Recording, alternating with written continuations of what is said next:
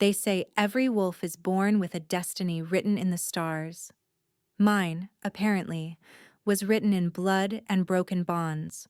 For 23 years, I believed what my pack told me, that I was cursed, that my very existence brought misfortune to those around me, that I would never know the touch of a mate or the warmth of belonging.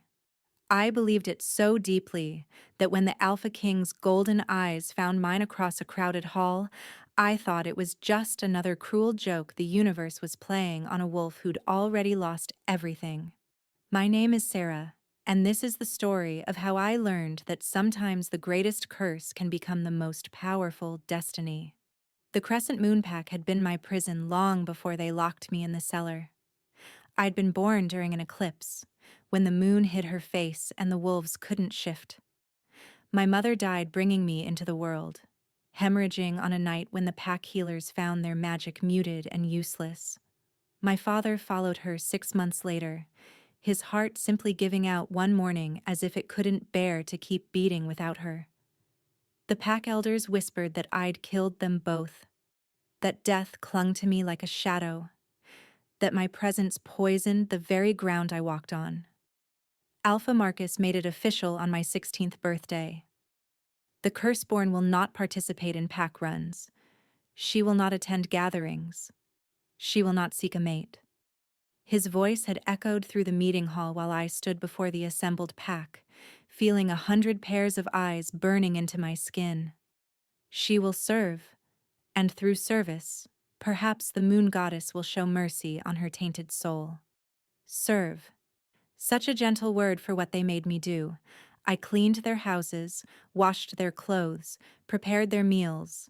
I lived in a converted storage room behind the pack house kitchens, small and dark, and smelling perpetually of grease and old potatoes.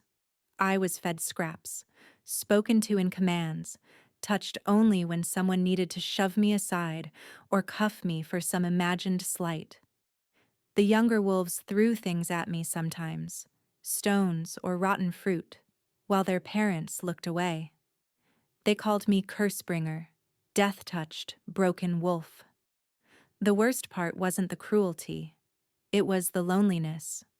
Wolves are pack animals down to our very souls, and to be packless while surrounded by pack is a special kind of torture.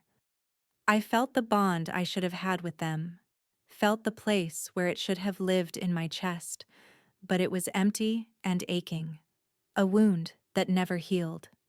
Some nights I would lie awake and listen to the pack running through the woods, their howls of joy and freedom drifting through my small window, and I would press my hands against that empty space and wonder what I'd done to deserve this existence.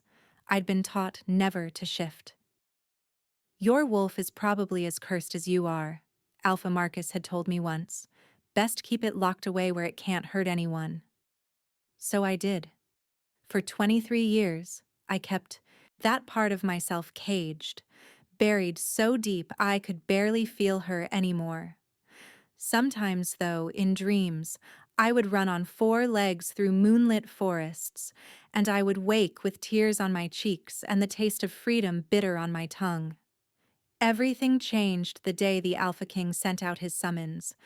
Every unmated wolf between 20 and 30 was required to attend the King's Hall for the Harvest Moon Gathering. No exceptions. The decree arrived with the king's own seal, black wax stamped with a crown and crescent moon, and even Alpha Marcus couldn't refuse it. I saw the calculation in his eyes as he read the summons, saw him weighing the risk of defying the Alpha King against the risk of letting me attend. "You'll go," he said finally, his lip curling in disgust, "but you'll keep your head down and your mouth shut. If you embarrass this pack, Curseborn, there will be consequences." I wanted to ask what consequences could possibly be worse than the life I already lived, but I'd learned long ago that questions only brought pain. So I nodded, kept my eyes down, and allowed myself the smallest flutter of something I'd thought long dead: hope. The King's Hall stood in the heart of the Northern Territory, a massive structure of white stone and soaring windows that seemed to capture and hold the moonlight. I'd never seen anything like it. The Crescent Moon pack traveled in 3 cars, and I was crammed in the back of the last one with the luggage, my thin dress doing nothing against the late autumn cold. The other wolves laughed and chatted, excited about the gathering, about the possibility of finding their mates, about seeing the legendary Alpha King in person. I stayed silent, making myself as small as possible, trying not to hope and failing utterly. I heard he's never found his true mate, one of the girls was saying, her voice bright with ambition. Can you imagine? Being queen to the entire North? He'd never choose someone from a backwater pack like ours, another scoffed. He'll want someone powerful, someone with alpha blood, not someone cursed, not someone broken. The words went unspoken, but I heard them anyway, echoing in the hollow space where my pack bond should have been. The gathering hall was already filled with wolves when we arrived, hundreds of them from dozens of packs, all dressed in their finest clothes. I had one dress, gray and shapeless and patched in 3 places, and I felt the stares as soon as I walked in. The Crescent Moon wolves scattered immediately, pretending they didn't know me, leaving me standing alone near the entrance like a piece of unwanted furniture. The hall was beautiful, all soaring ceilings and chandeliers that caught the light and threw rainbows across the polished floor. Long tables lined the walls, heavy with food I'd only ever prepared but never tasted. Wolves clustered in groups, laughing and talking, the air thick with the scent of perfume and excitement and the subtle musk of wolves seeking mates. I found a corner behind a pillar and pressed myself into it, trying to be invisible, trying not to want things I could never have. That's where I was when he arrived, the Alpha King. I felt him before I saw him, a presence that made every wolf in the room turn and bare their necks in instinctive submission. The conversation died like someone had cut its throat, replaced by a silence so complete I could hear my own heartbeat thundering in my ears. And then he walked in, and the world tilted sideways. He was beautiful in the way that dangerous things are beautiful, all sharp edges and controlled power and eyes that saw too much. Tall, broad-shouldered, moving with a predator's grace that made my wolf stir for the first time in years, pressing against the cage I'd built for her. His hair was dark, almost black, and his eyes were gold, true gold, like the sun had melted and pooled in his irises. He wore black, simple and elegant, and he didn't need crown or ceremony to announce what he was. Power rolled off him in waves, and every wolf in the room felt it down to their bones. He was scanning the crowd, those golden eyes moving from face to face with an intensity that made people flinch, searching for something, someone. I should have looked away. I should have pressed myself further into my corner and remembered my place. But I couldn't. I stared at him like a starving person stares at food, drinking in the sight of the most magnificent wolf I'd ever seen, and cursing myself for the want that bloomed in my chest like poison flowers. And then his eyes found mine. The world stopped. I'm not being poetic. It actually stopped, like someone had pressed pause on reality itself. Those golden eyes locked onto me across the crowded hall, and I saw something flash in them. Something that looked almost like recognition, like relief. His nostrils flared, and even from across the room I saw his pupils dilate, saw his body go absolutely still in the way that predators do before they strike. He moved toward me. Through the crowd, people stepping aside instinctively, none of them noticing me yet because they were all watching him. Each step he took made my heart beat faster, made my wolf push harder against her cage, made that empty space in my chest burn like someone was pouring acid into it. This wasn't happening. This couldn't be happening. Alpha Kings didn't notice curse-born Omegas. They didn't cross rooms with that look in their eyes, like they'd found something they'd been searching for their entire lives. He stopped 3 feet away from me, close enough that I could smell him, pine and snow, and something wild and clean that made my knees weak. Close enough that I could see the fine lines at the corners of his eyes, the small scar on his left cheekbone, the way his throat moved when he swallowed. Close enough that when he spoke, his voice rolled over me like thunder. You. One word. Just one word. But it carried the weight of destiny and demand and something that sounded almost like wonder. I couldn't speak, couldn't breathe, could only stare up at him while my wolf howled inside me, a sound of pure recognition that I'd never heard from her before. What's your name? His voice was gentler now, but no less intense. When I didn't answer immediately, couldn't answer, my throat closed with shock, he stepped closer, and that's when the whispers started. Who is that? Is that the Curseborn from Crescent Moon? Why is the king talking to her? I saw Alpha Marcus pushing through the crowd, his face purple with rage and something that looked like fear. Your Majesty, he said, reaching for my arm, his fingers digging in hard enough to bruise. I apologize. This one isn't meant to be here. She's... The growl that came from the Alpha King made every wolf in the hall drop to their knees. It was a sound of pure dominance, of rage barely leashed, of an alpha asserting his right to protect what was his. His hand shot out and caught Alpha Marcus's wrist, squeezing until I heard bones creak and Marcus went white. Touch her again, the king said softly, and somehow the quiet made it more terrifying. And I will remove your hand from your body, then your head from your shoulders. Do I make myself clear? Marcus's wolf was screaming at him to submit. I could see it in his eyes, in the way his body shook with the effort of not collapsing entirely. Yes, Your Majesty, I apologize. I didn't know. You didn't know that she's mine? The king released him with a contemptuous shove. No, you wouldn't have. Because if you'd known, you would have treasured her, protected her, treated her with the honor she deserves. He turned those golden eyes back to me, and his voice softened again. What's your name, little wolf? Sarah, I whispered. My voice came out broken, rusty from disuse and shock. My name is Sarah. Sarah. He said it like he was tasting it, rolling it around in his mouth, and something about the way he spoke my name made tears prick at my eyes. No one had said my name like that before, like it was precious, like it mattered. I'm Kale, and you, Sarah, are my mate. The room exploded into noise, gasps and exclamations and denials and questions all blending together into a roar that made my head spin. But I barely heard it. Because Kale had extended his hand toward me, palm up, an offer and a question and a promise all at once. Come with me, he said. Please.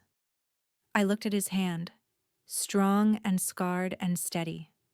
I looked at his face, at those golden eyes that held no pity, no disgust, no cruelty. Only certainty, only want, only a reflection of the same desperate hope I felt clawing at my throat.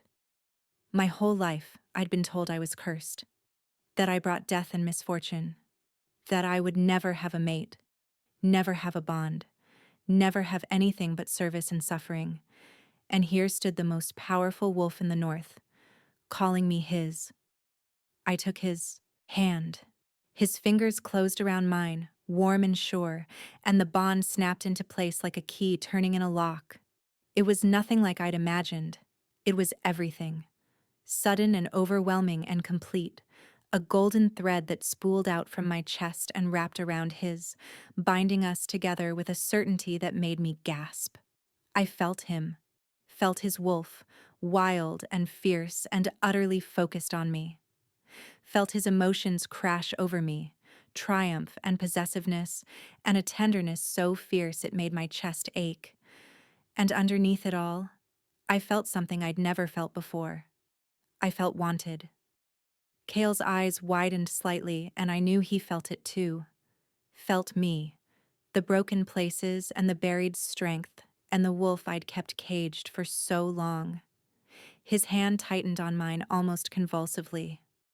"How long?" he asked, his voice rough. "How long have they treated you like this?" I didn't have to ask what he meant. The bond carried understanding, carried the truth of what I'd endured in ways that words never could. "Always," I said simply, "since I was born." The temperature in the room seemed to drop 10 degrees. Kyle's wolf surged forward in his eyes, making them flash with an inhuman light. And when he spoke, it was with the layered voice of man and beast together. "No more. You are under my protection now. You are my mate, my queen. And anyone who harms you, anyone who has harmed you, will answer to me. Do you understand?" It wasn't really a question for me. It was a declaration to every wolf in the room, a line drawn in blood and power that said mine with a finality that made my knees weak. I swayed slightly, overwhelmed by sensation and emotion and the sudden dizzying shift from worthless to priceless, and Kale caught me with his free hand, steadying me against his chest. "I've got you," he murmured, and the words were for me alone, soft against my hair. "I've got you, and I'm never letting go." If you're enjoying this story of destiny and redemption, drop a comment below with your favorite moment so far. And don't forget to subscribe to catch the rest of Sarah's journey from cursed Omega to the Alpha King's queen. Kale didn't waste time. Within an hour, my meager possessions were collected from the Crescent Moon Pack. It took less than 5 minutes because I owned almost nothing, and I was in his car, a sleek black vehicle that smelled like leather and him. He drove himself, which seemed to surprise his guards, and kept one hand on my knee the entire journey to his estate, as if he needed the physical contact to believe I was real. I understood the feeling. I kept stealing glances at him, at the strong line of his jaw and the way his hands gripped the steering wheel, and the small smile that played at the corners of his mouth every time he caught me looking.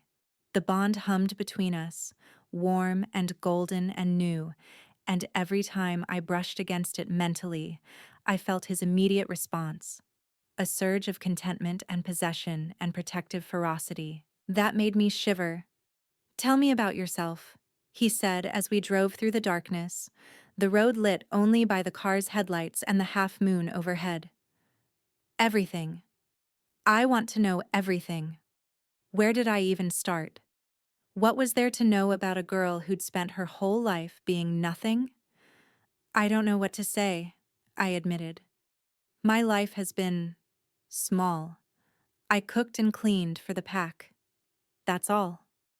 His hand tightened on my knee, and through the bond I felt a flash of rage so intense it made me flinch. He noticed immediately, and the rage was swallowed by concern, by tenderness, by a determination to be gentle that sat strangely on such a powerful man. "You're safe now," he said quietly. "That rage isn't for you, little wolf. It's for them. For what they did to you."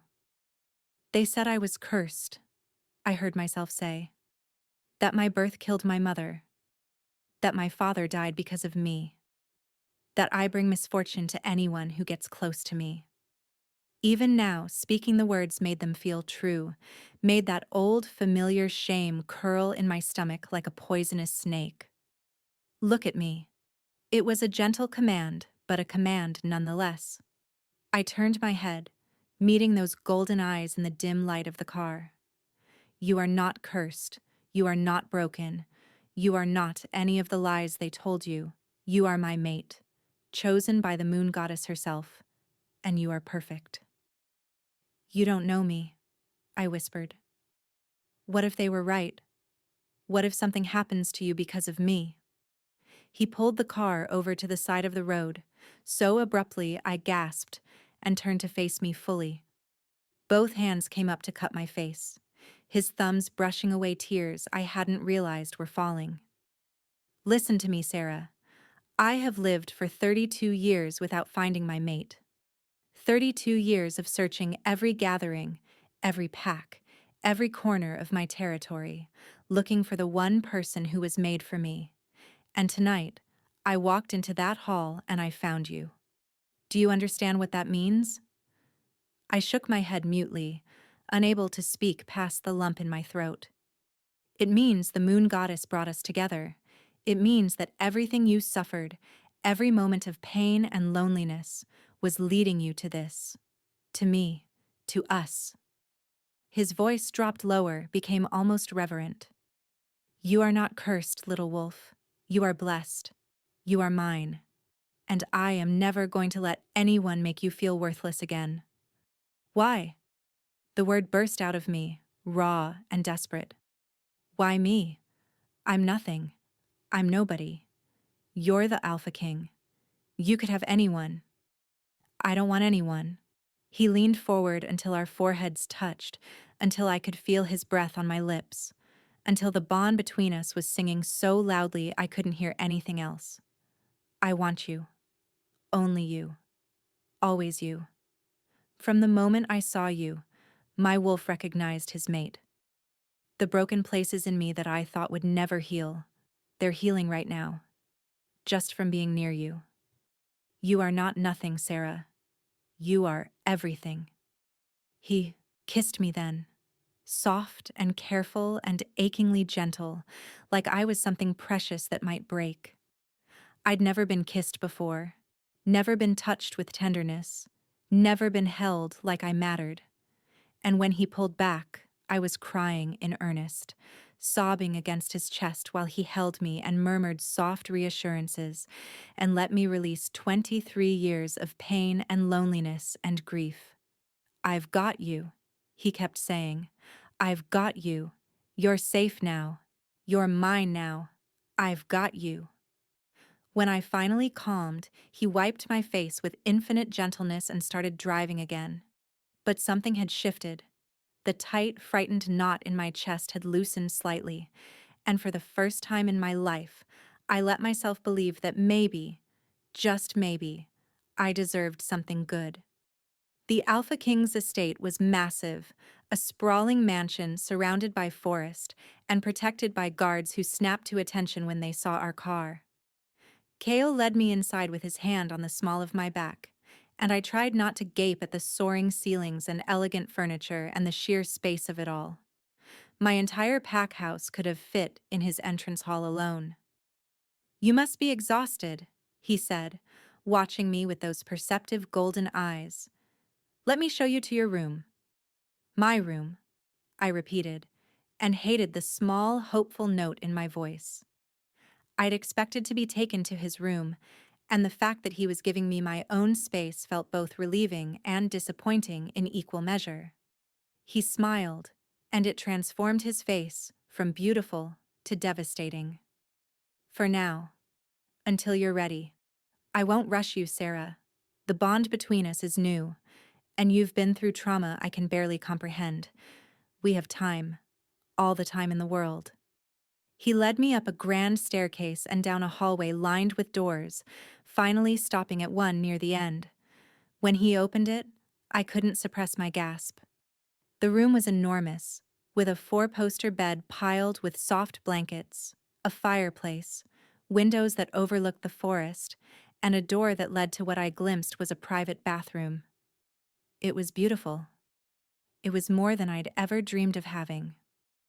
Is it all right? Kale asked, and I heard actual uncertainty in his voice, as if I might reject this palace of a room. It's perfect, I whispered. It's the most beautiful room I've ever seen.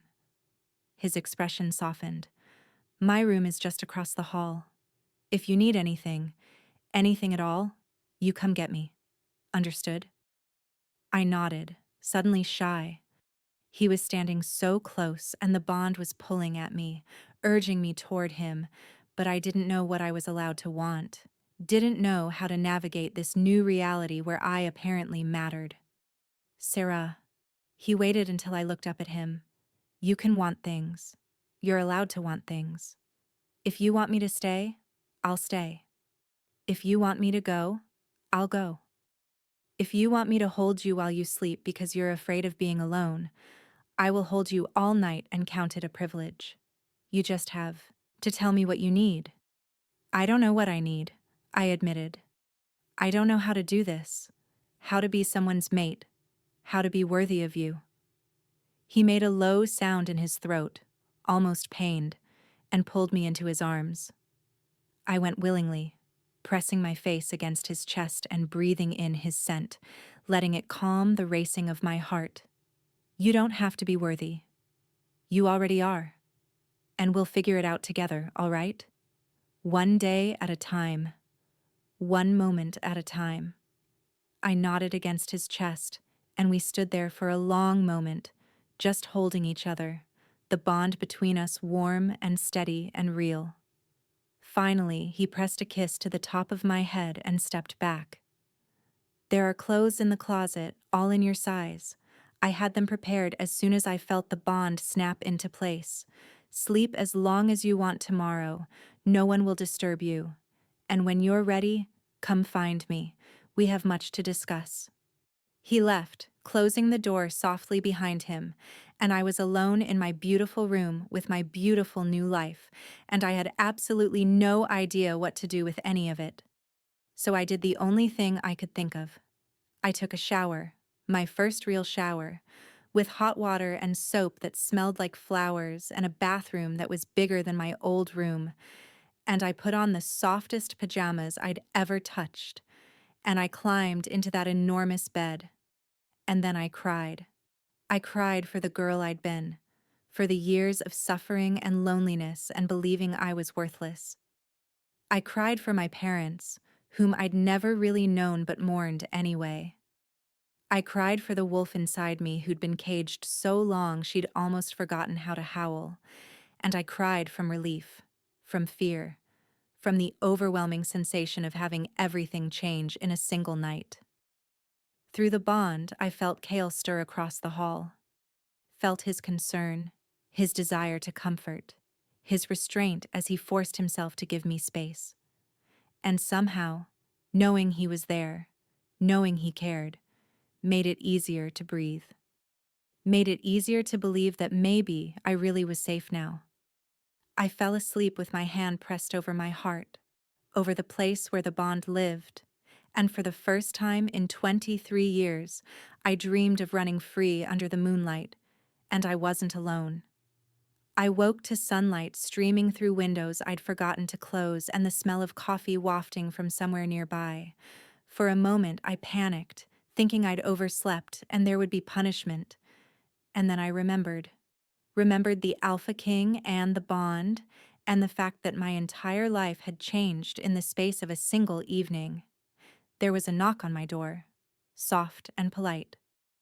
"Come in," I called, sitting up and immediately feeling self-conscious about the wild tangle of my hair and the fact that I was still in pajamas. A woman entered, middle-aged and kind-faced, carrying a tray laden with food. "Good morning, Miss Sarah. I'm Elena, the king's housekeeper. He asked me to bring you breakfast and to let you know he's in his office whenever you're ready to see him. No rush, though.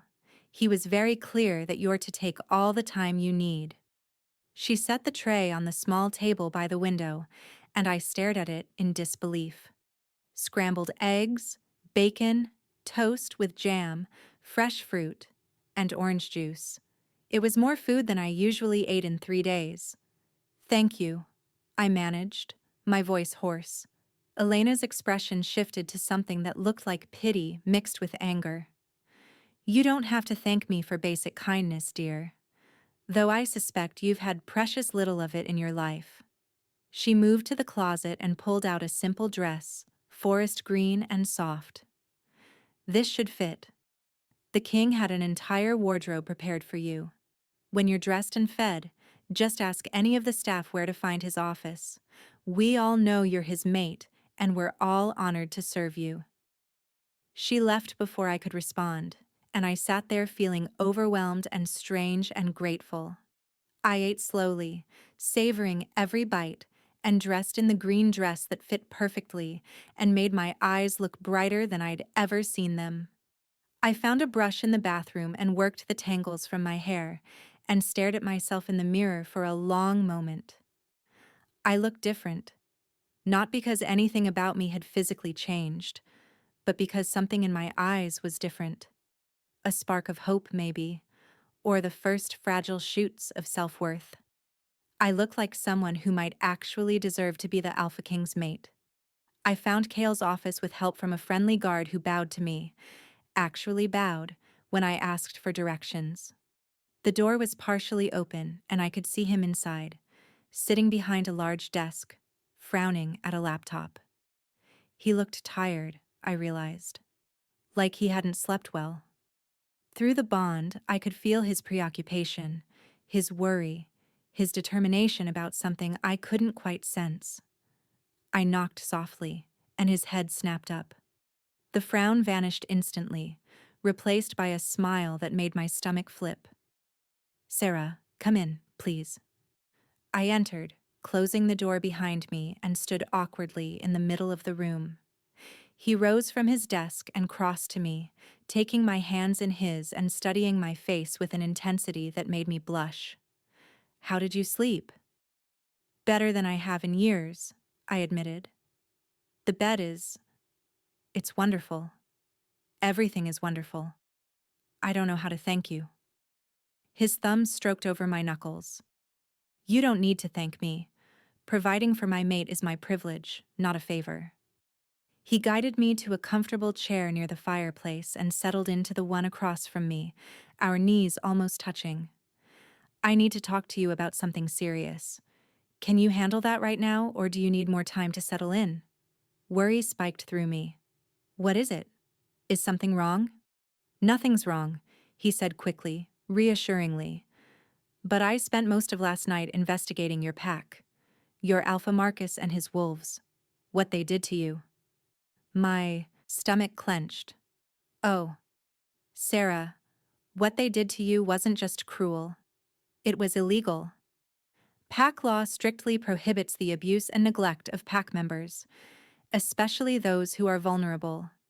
You were a child when they started mistreating you. An orphaned child. They had a duty to protect you, and instead they tormented you." His voice had gone hard, his wolf close to the surface. "I want to bring charges against them. I want to strip Marcus of his alpha status and disband the Crescent Moon Pack entirely, scattering its members among other packs that will actually care for them properly." I stared at him, unable to process what he was saying. "You want to destroy their pack? Because of me?" "Because of justice," he corrected firmly. "Because what they did to you, they could do to others. Because abuse of power cannot be tolerated, especially among alphas who are supposed to lead with integrity." But I struggled to find words. "But I'm just one person. Just one Omega who doesn't matter.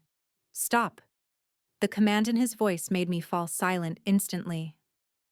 "You are not just anything, and you do matter. You are my mate, which makes you Queen of the Northern Territory. But even if you weren't, you would still matter. Every wolf matters. Every life matters. And what happened to you was wrong."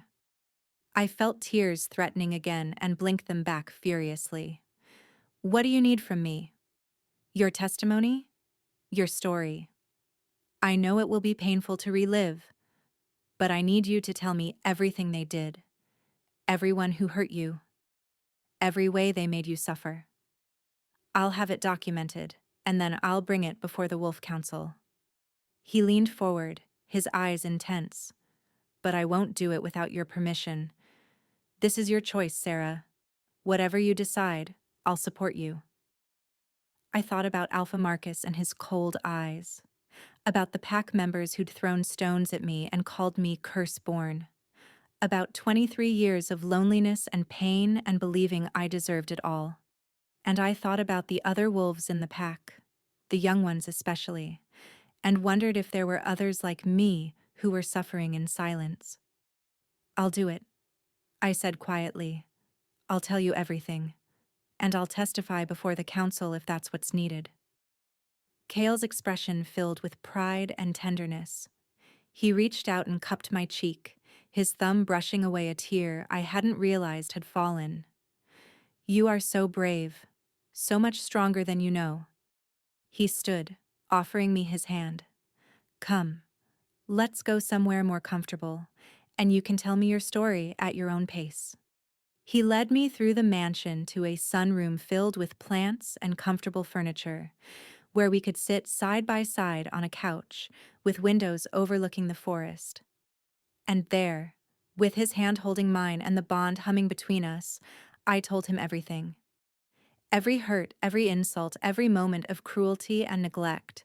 It poured out of me like poison from a wound, and he listened to all of it, his face growing harder and his wolf flashing in his eyes, but his hand never leaving mine, his presence never wavering.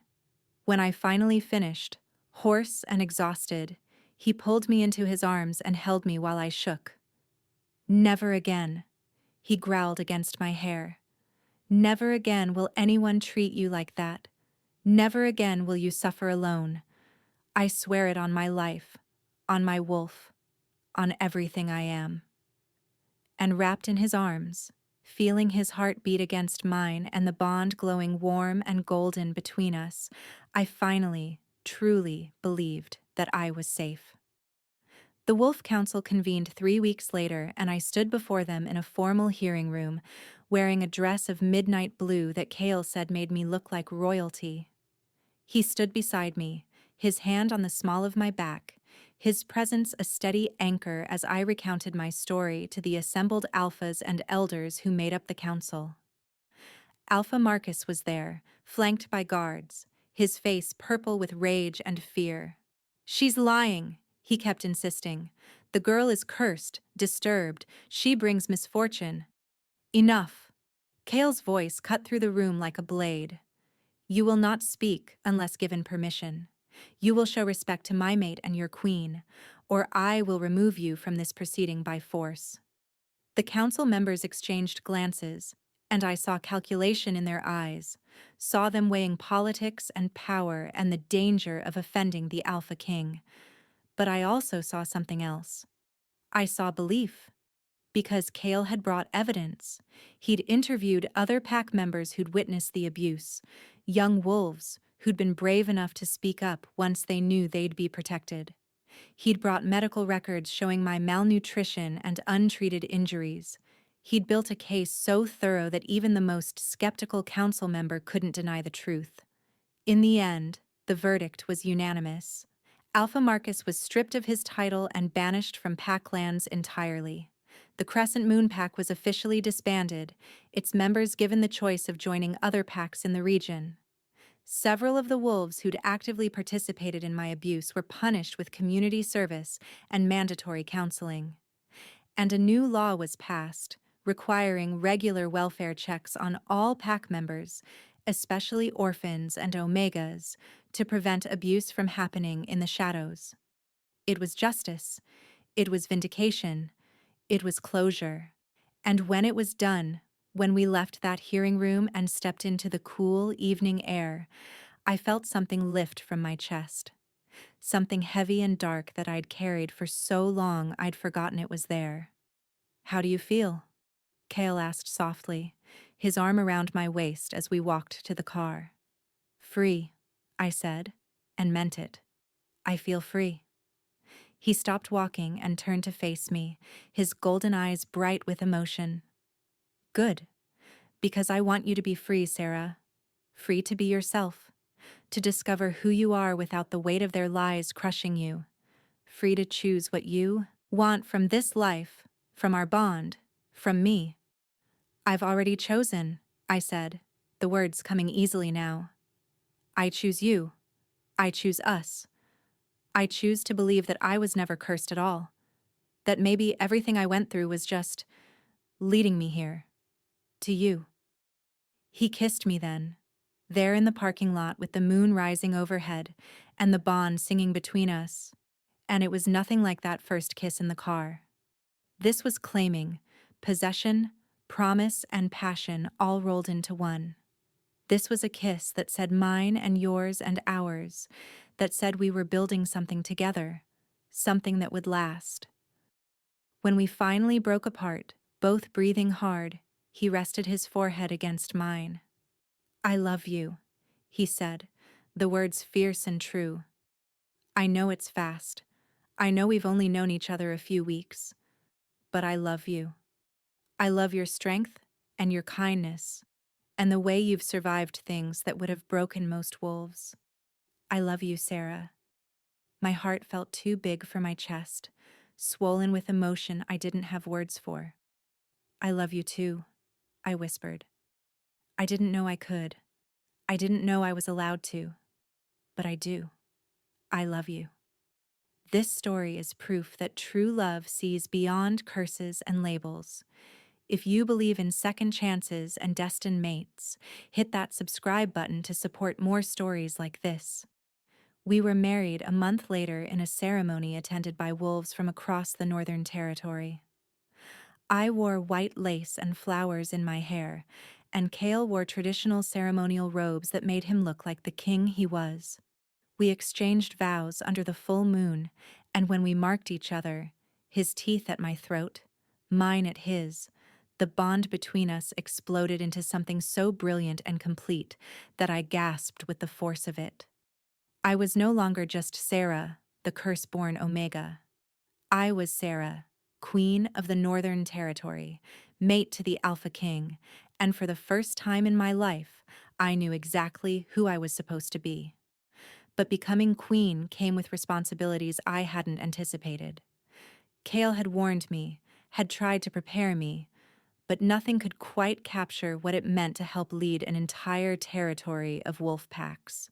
There were disputes to mediate, ceremonies to attend, laws to help draft, and endless meetings with alphas and elders who had opinions about everything from border patrols to mating law reforms. I was terrified I'd fail. Terrified I'd prove that everyone who'd called me worthless had been right all along. But Kyle was patient, teaching me what I needed to know, standing beside me when I faltered, and never making me feel stupid for asking questions. And slowly, gradually, I began to find my footing. I discovered I had a talent for seeing solutions others missed, for finding compromises that satisfied multiple parties. I discovered I had empathy in abundance, honed by years of suffering that made wolves trust me with their problems and pain. I discovered that being queen wasn't about being perfect or powerful.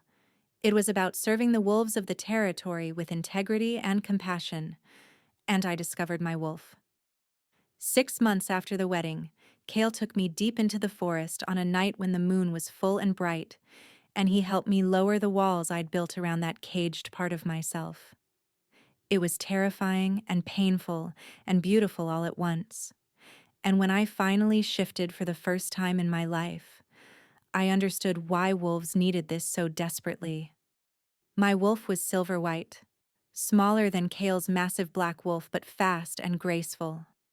We ran through the forest together that night, and I felt complete in a way I'd never experienced. The bond between us was even stronger in wolf form, a silver gold tether that bound us together across any distance. And when we finally stopped in a moonlit clearing and he shifted back to wrap his arms around me, both of us breathing hard and covered in forest debris, I knew without question that this was where I was meant to be. "Your wolf is beautiful," he said, his voice rough with emotion. "You are beautiful. In every form, in every way, you are perfect." I believed him.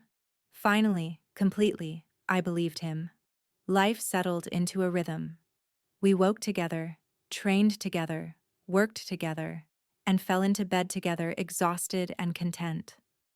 I learned to love the weight of his body on mine, the way he made me feel cherished and desired and safe all at once.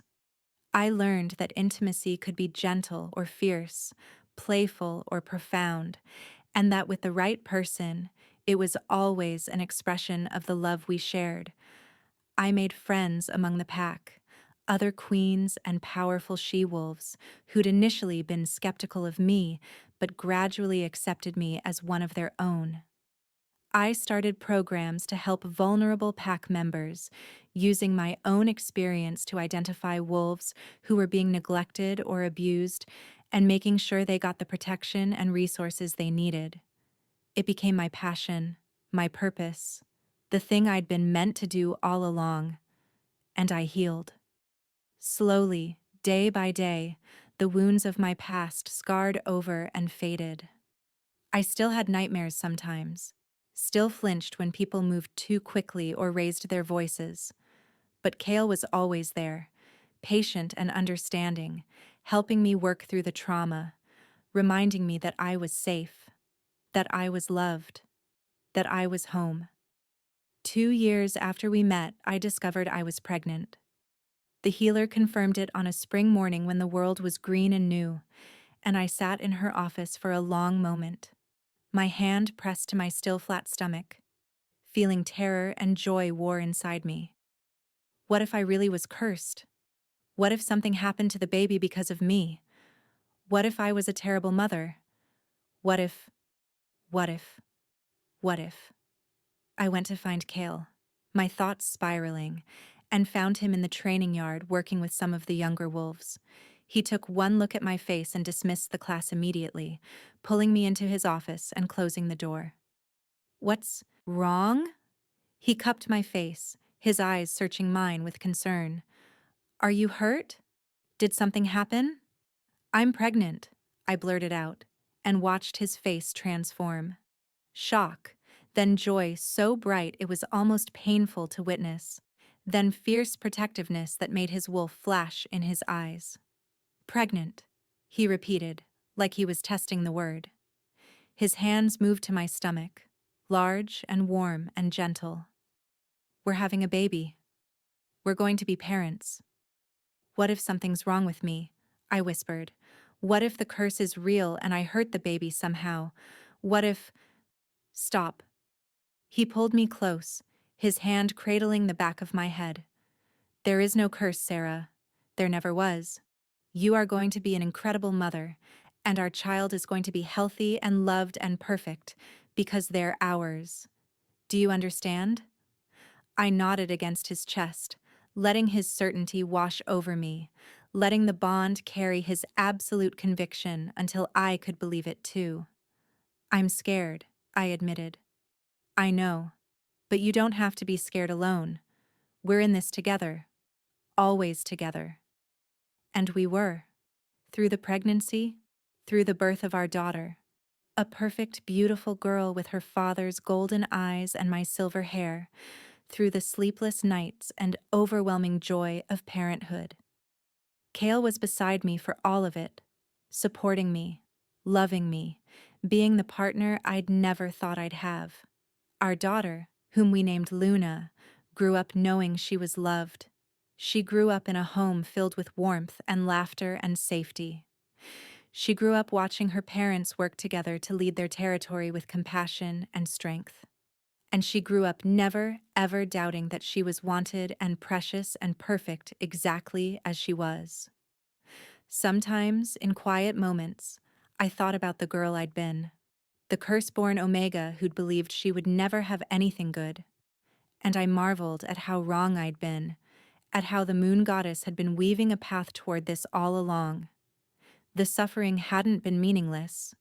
It had taught me empathy, had given me the passion to help others, had prepared me to appreciate every moment of the happiness I'd found.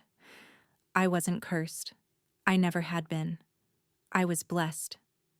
Blessed with a mate who saw my worth when no one else did. Blessed with a daughter who filled my days with joy. Blessed with a purpose that gave my life meaning. Blessed with a love that had healed every wound and filled every empty space. 3 years after Luna was born, we had a son. Dark-haired and fierce like his father, but with my gentle heart. We named him Ash, and he completed our family in ways I hadn't known we needed completing. Watching Kale with our children, seeing the tenderness and patience he showed them, falling in love with him all over again as he read bedtime stories and taught them to shift and protected them with the same fierce devotion he'd always shown me. It was everything. On our 5th wedding anniversary, Kale took me back to the clearing, where we'd first run together as wolves. The children were with Elena, who adored them and spoiled them shamelessly, and we had the night to ourselves. We shifted and ran under the full moon, and when we finally stopped, both of us panting and happy, he shifted back and pulled me into his arms. "Do you remember the night we met?" he asked, his voice soft in the moonlight. How could I forget? It was the night my life began. "I knew the moment I saw you," he said, his fingers tracing patterns on my skin. "My wolf knew. You were standing in that corner trying to be invisible, and I looked at you and thought, there she is. Finally, the one I've been waiting for my whole life." Tears pricked at my eyes. Happy tears this time, tears of gratitude and love and wonder.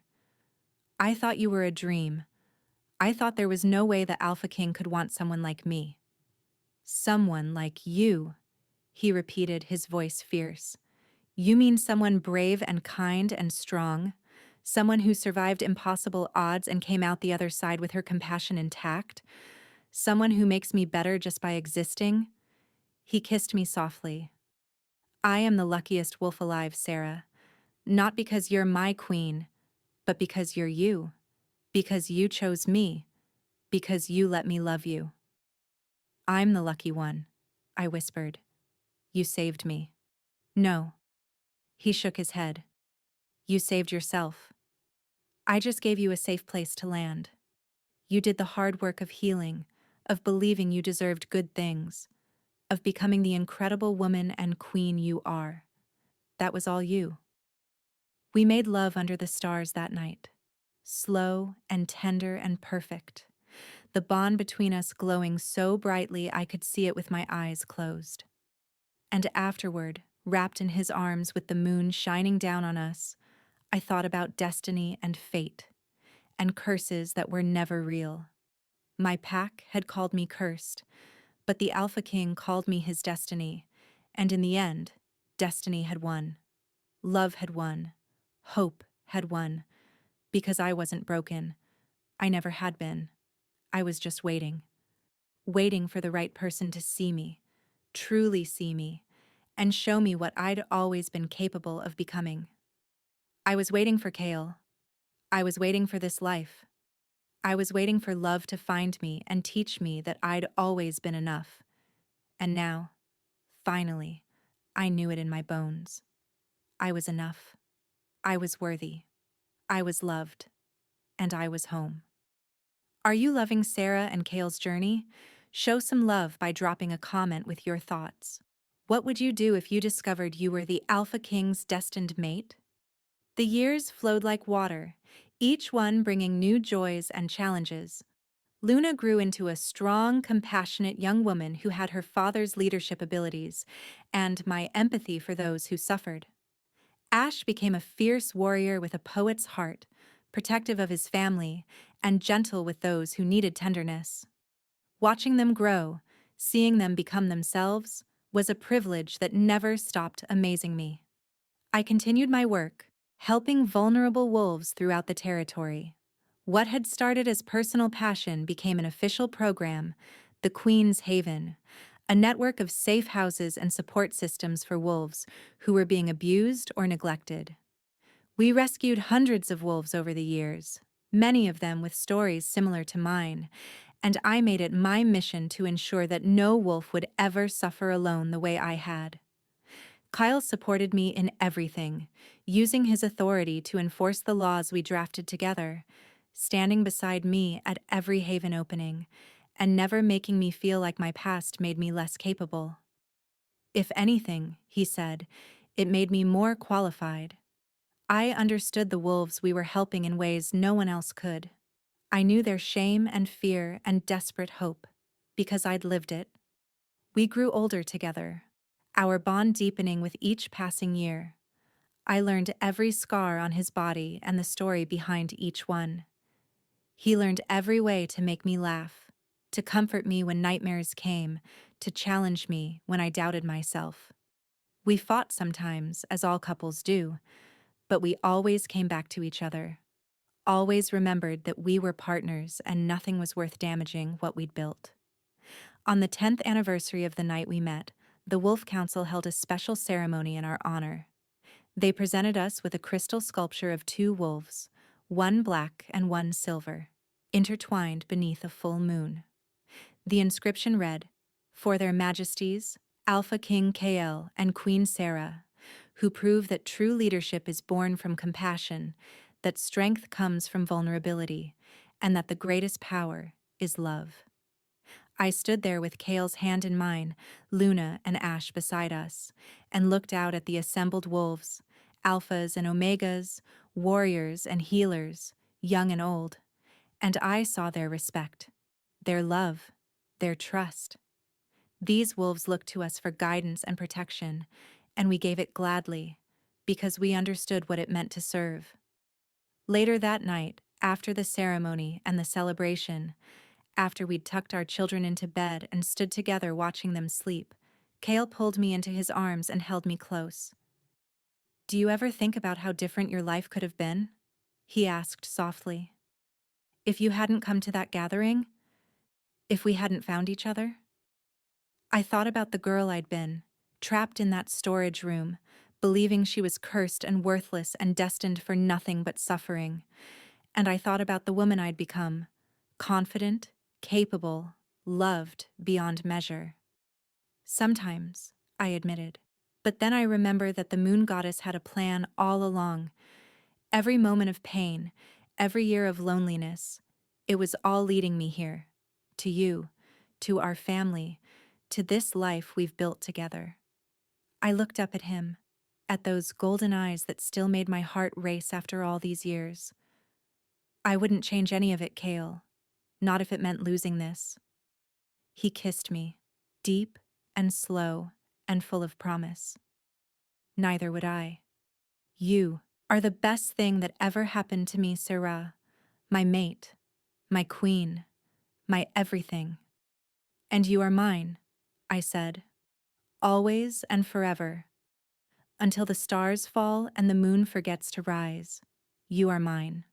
That night, wrapped in his arms, I thought about destiny and how it works in mysterious ways. My pack had called me cursed, had treated me like I was poison, had tried to break my spirit. But they'd failed. They'd failed because they didn't understand that true strength isn't about never falling down.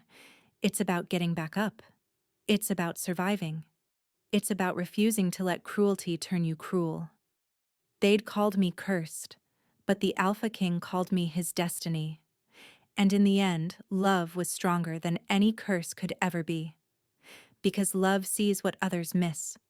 Love heals what others break. Love believes when everyone else doubts. And love, true love, transforms everything it touches. I wasn't cursed. I was blessed. Blessed with a mate who saw my worth when I couldn't see it myself. Blessed with children who would grow up knowing they were loved. Blessed with a purpose that gave meaning to all the pain I'd endured. Blessed with a life beyond anything I'd ever dared to dream.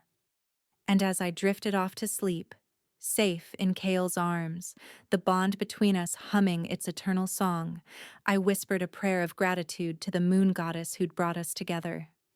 "Thank you for leading me through the darkness. Thank you for teaching me that I was never really cursed.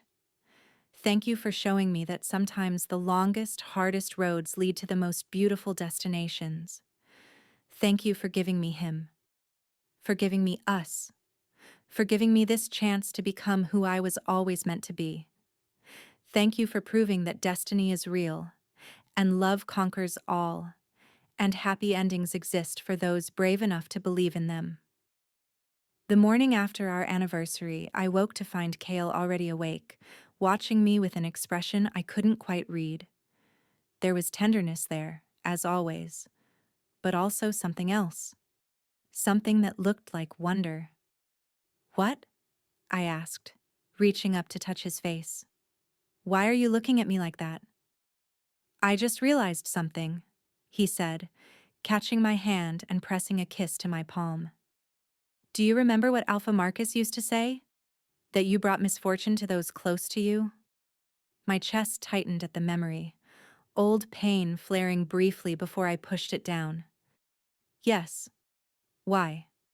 Because it's the exact opposite of the truth. His eyes were bright with emotion. Since you came into my life, Sarah, everything has gotten better. The territory is more peaceful than it's been in decades. The wolf population is thriving. We've resolved conflicts that had lasted generations. We've created systems that protect the vulnerable and hold the powerful accountable. And it's not despite you. It's because of you. Your compassion, your vision, your refusal to accept that anyone should suffer the way you did. He pulled me closer, his voice dropping to that intimate tone he used when it was just the two of us. You're not cursed, little wolf. You're blessed. You're a blessing. To me, to our children, to every wolf in this territory. You are everything good and right, and I thank the moon goddess every single day that she led me to you. I couldn't speak past the lump in my throat, so I just kissed him, pouring everything I felt into that kiss. Gratitude and love and the fierce joy of being seen, truly seen, for who I really was. I love you, I whispered against his lips. I love you so much it scares me sometimes. Like this much happiness can't possibly last. It will last, he said firmly, because we'll fight for it. Every day, in every way, we'll choose each other and choose this. That's what makes it last, Sarah. Not fate or destiny or magic, choice. And I choose you. Today, tomorrow, and every day after that until my last breath. I choose you. I choose you too, I said. Always. We stayed in bed longer than we should have, holding each other and talking about everything and nothing, the way couples do when they've built a life together and still somehow find new things to say. Eventually, reality intruded. Our children needed us. The territory needed us. Duty called as it always did. But we faced it together, the way we faced everything. Together. That was the magic word. That was the thing that made all the difference. I wasn't alone anymore. I would never be alone again. Because I had Kale, and I had our children, and I had a purpose. And I had finally learned the most important truth of all. I was worthy of love. Not because I was perfect, not because I'd earned it, but simply because I existed. Because I was me. Because I'd survived and kept my heart soft despite everything, and that itself was enough. The curse-born girl who'd believed she was worthless had become a queen, but more importantly, she'd become herself. Fully, completely, unapologetically herself. And that was the real happy ending. Not the crown or the castle or even the perfect mate, though those were pretty wonderful too, but the simple, profound truth that I finally knew my own worth. My pack called me cursed. The Alpha King called me his destiny. But in the end, I called myself enough. And that made all the difference. What do you think makes a true mate? Is it destiny or choice? Let us know in the comments below. And if this story touched your heart, subscribe for more tales of love that conquers all. Years later, when Luna had mated to a kind alpha from a neighboring territory, and Ash was leading his own pack of young warriors, when Kale's hair had silver threads that matched mine, and we'd slowed down just enough to appreciate the quiet moments, I stood at the window of our bedroom and looked out at the forest we'd run through so many times.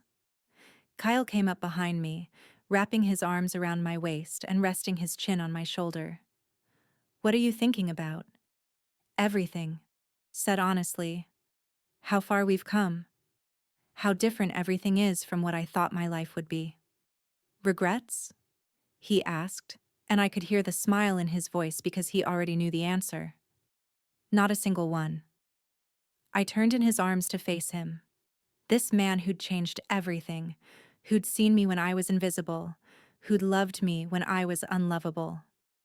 Except maybe that I didn't find you sooner, that I wasted so many years believing their lies. Not wasted, he said gently. Those years made you who you are. They gave you the empathy and strength and courage that makes you the most extraordinary wolf I've ever known. Would I take away your pain if I could? In a heartbeat. But I wouldn't change who you became because of it. How do you always know exactly what to say? I asked, shaking my head in wonder. Because I know you. Every scar, every fear, every dream. I know you, Sarah, and knowing you is the greatest privilege of my life. We stood there in the fading light, holding each other the way we'd held each other 1,000 times before, and would hold each other 1,000 times more. And I thought about the girl I'd been, and the woman I'd become, and the journey between them. I thought about the fact that I'd been called cursed for being born during an eclipse, when really an eclipse is just the moon and sun finding each other, meeting, embracing, creating something beautiful from their union. Maybe that's what I'd been all along. Not cursed, but in eclipse, waiting for my son to find me so we could create something beautiful together. And we had. Oh, we had. Our children, our work, our love. It was all beautiful. More beautiful than anything I could have imagined in those dark days when I thought I'd never have anything good. More beautiful than I deserved, I sometimes thought. Though Cale always corrected me when I said that. You deserve everything good, he'd say. Everything beautiful. Everything happy. You deserve it all. And I'll spend the rest of my life making sure you never forget it. And he did. Every day, in 100 small ways, he reminded me. A kiss before he left for meetings. Fresh flowers on my desk. His hand finding mine under the table during long dinners. The way he looked at me like I was still that girl in the corner and he was still the king who'd crossed a room to claim me. We'd aged together, loved together, built an empire together. We'd faced challenges and celebrated victories and weathered storms that would have broken weaker bonds. But we were never weak. Together, we were unbreakable. And on quiet nights like this one, when the moon was full and the forest called to us, we still shifted and ran together. Moving slower now, but no less joyful. Still partners, still mates, still choosing each other. Every day, every moment, every breath. That's what they don't tell you about destiny. That it's not just about the moment you meet your mate, it's about every moment after that. Every choice to stay, to fight, to love even when it's hard. Every decision to see your partner truly and love them anyway. Every time you choose us over me. My pack called me cursed. The Alpha King called me his destiny. But we built that destiny together, one day at a time, one choice at a time, one forever at a time. And if that's not magic, I don't know what is. The end of one story is always the beginning of another. Our story didn't end that night, or any night. It continued, evolving and deepening, becoming richer with each passing season. We became grandparents when Luna had twins, and watching Cale hold those tiny babies with the same fierce gentleness he'd once shown me made me fall in love with him all over again. We passed new laws, opened more havens, mentored young alphas, and slowly, gradually, began preparing the next generation to lead. Luna would be queen one day, and she was ready. We'd made sure of that. We'd raised her to be strong and compassionate, to lead with wisdom and love, to never forget that every wolf matters, regardless of their rank or history. We'd broken the cycle. The curse that never existed had no power over our children or grandchildren. They would grow up knowing they were loved, valued, protected. They would grow up in a world we'd made safer, kinder, better. And that was our legacy. Not our titles or our power, but the love we'd spread and the lives we'd changed and the truth we'd lived every day. That everyone deserves to be seen, to be valued, to be loved. That no one is cursed or broken or worthless. That we're all just walking each other home, and the least we can do is be kind along the way. On our 50th wedding anniversary, surrounded by our children and grandchildren and the pack we'd built together, Cale stood and raised his glass in a toast. "To my mate," he said, his voice still strong despite the years, his eyes still that brilliant gold that made my heart race. Who taught me that the strongest wolves are the ones who've been broken and chose to heal? Who showed me that leadership is service, and power is responsibility, and love is the answer to every question that matters? Who gave me everything? Who is everything? To Sarah, my queen, my heart, my forever. To Sarah, the crowd echoed, and I saw the love and respect in their eyes, and I knew that I'd finally, truly become the person I was always meant to be. Not despite my past, but because of it. Not in spite of the pain, but because I'd transformed it into purpose. Not by forgetting where I came from, but by using it to ensure no one else had to walk that path alone. I stood, raising my own glass, my eyes locked on Cale's. "And to you," I said. "To the wolf who saw me when I was invisible, who loved me when I was unlovable, who taught me that destiny is real and happy endings exist, and sometimes the darkest nights lead to the brightest mornings. To Kyle, my king, my mate, my home. Thank you for choosing me.